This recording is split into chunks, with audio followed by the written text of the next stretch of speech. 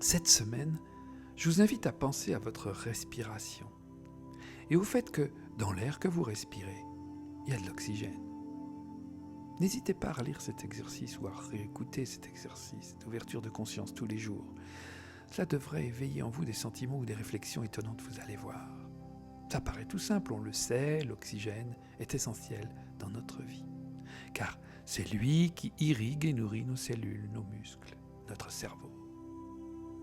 Alors imaginez cet air qui entre en vous. Imaginez, il entre par le nez ou la bouche, aspiré dans vos poumons, par le diaphragme, ce muscle très important dans notre corps qui s'abaisse, comme le soufflet d'un accordéon ou le piston d'une seringue qui aspire l'air.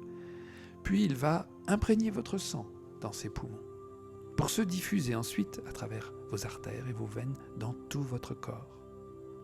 Prenez un moment pour imaginer tout cet oxygène-là, qui va nourrir vos organes, vos pieds, vos mains, tous vos muscles, votre cerveau, tout votre corps. Et cela, sans besoin qu'on y mette de la conscience. Évidemment, ça se fait automatiquement. Et cet oxygène, si vous y réfléchissez 2 secondes, d'où vient-il ? Eh bien, ce sont les plantes, les arbres, les végétaux, le plancton qui le produisent. Sans le végétal, on ne pourrait pas vivre. Ce sont les plantes et les arbres des forêts autour qui l'ont fabriqué, mais aussi des forêts beaucoup plus lointaines. Et puis bien sûr le plancton de tous les océans. Alors, on a tous entendu parler de l'Amazonie qui est le poumon de la planète. Cette forêt est tellement vaste qu'elle crée une quantité d'oxygène phénoménale. Et par les vents, cet oxygène se répand sur la planète naturellement. Il rejoint aussi celui qui est créé par le plancton dans tous les océans. Et il faut penser que cet oxygène met seulement 3-4 jours pour traverser l'Atlantique depuis l'Amérique du Sud pour venir jusqu'à nous. Donc nous respirons quotidiennement de l'air qui a été fabriqué en partie là-bas, il y a juste quelques jours.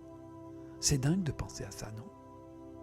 Et ce ne sont pas seulement les arbres qui produisent de l'oxygène, ce sont toutes les plantes, tous les végétaux qui transforment le gaz carbonique grâce à leur chlorophylle, ainsi que le plancton, je le disais. Ils le transforment en oxygène. Et ces plantes, tous ces végétaux sont en Amazonie, mais aussi dans nos forêts alentours.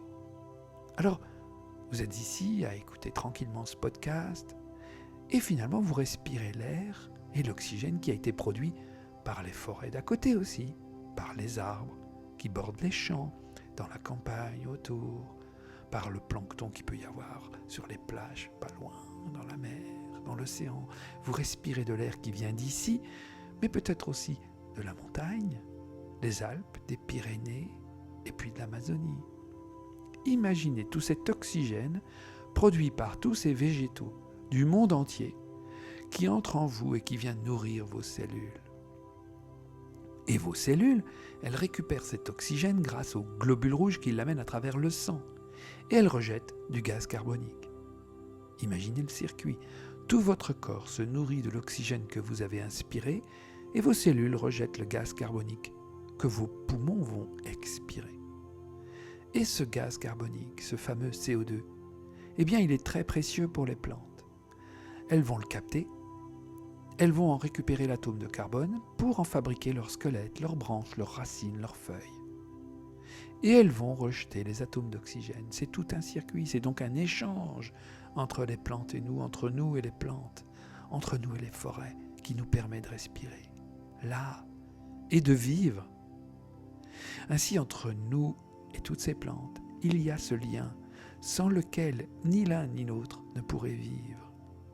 Nous leur fournissons de quoi faire leur tronc, leurs racines, leurs branches. Et à nous, elles nous donnent l'oxygène qui nous permet de vivre. Et dans cet air qu'on respire, il y a aussi la vapeur d'eau. Sans cette vapeur d'eau, nos poumons s'assécheraient en très peu de temps et brûleraient. Même dans le désert, il y a un minimum d'humidité, un minimum de vapeur d'eau. Sinon, on ne pourrait pas respirer. Et cette vapeur d'eau, elle vient d'où ? Eh bien, elle vient de l'évaporation des océans, des rivières, des lacs, des forêts. Dans cette eau qui s'évapore, si vous y pensez 2 secondes, il y a des poissons qui ont vécu dedans.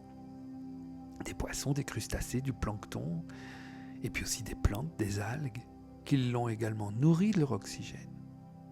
Les arbres rejettent aussi de la vapeur d'eau à travers leurs feuilles, de l'eau qu'ils ont puisée par leurs racines dans la nappe phréatique, gonflée à partir de la rivière, des pluies.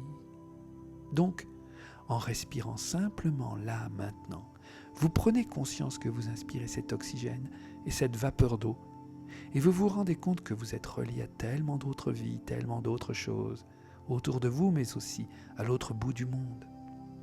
Vous êtes relié à toutes les mers, tous les océans, toutes les rivières et les lacs, et tous les êtres vivants qui vivent dedans, et à toutes les forêts, toutes les plantes du globe.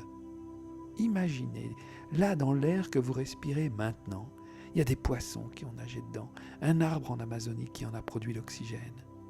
Imaginez à chaque seconde, à chaque respiration, vos cellules et tout votre être sont reliés à tous ces végétaux et à tous ces êtres vivants qui eux aussi respirent et vivent dans leur élément. Vos cellules sont d'ailleurs elles-mêmes fabriquées avec les mêmes éléments que l'eau de la mer. Elles en ont la même composition. C'est sans doute parce qu'on vient de la mer au départ. C'est tout ça que nous avons en nous. Tout cet univers qui est sur la Terre, tout cet univers qui est en nous à chaque respiration, nous échangeons avec tout cet univers. Nous sommes en lui et il est en nous. Et puis, cet air que vous respirez, il a été également respiré par d'autres. À chaque respiration, on ne consomme pas tout l'oxygène. On en expire beaucoup, on en rend beaucoup qui n'a pas été capté. Donc à chaque respiration, vous expirez un peu d'oxygène que quelqu'un d'autre va respirer, un voisin juste à côté. Et puis plus tard, au gré des vents, peut-être à Paris, à New York, dans 1 heure ou dans 3 jours. Et vous aussi, vous respirez un peu d'air que j'ai respiré. Et que les autres ont aussi respiré il y a quelques heures, ou quelques jours, voire même quelques années. Si ça se trouve, vous respirez en ce moment l'air qu'a respiré votre grand-père, ou peut-être même Jules César, ou même Jésus. L'air ne se détruit pas, il se renouvelle sans arrêt. Et nous sommes tous reliés donc par cet air que nous respirons, qui a été respiré et qui sera respiré. Nous sommes tous reliés. Et les animaux aussi, ils le respirent cet air. Alors imaginez, avec l'air que vous respirez là, maintenant, vous êtes reliés à tout ce qui l'a produit, les plantes et les océans, mais aussi tous les animaux et les êtres humains qui l'ont respiré avant vous et le respireront après vous. Vous aviez déjà pensé à tout ça ? Aviez-vous déjà réfléchi à quel point l'air que l'on respire inconsciemment, à longueur de journée depuis notre naissance, nous relie ainsi à tout ce qui nous entoure ? Eh bien, cette prise de conscience nous montre simplement que nous pouvons embrasser et percevoir largement au-delà de ce que nos yeux peuvent voir et nos sens appréhender. Avec cette petite histoire, vous venez simplement d'élargir votre conscience.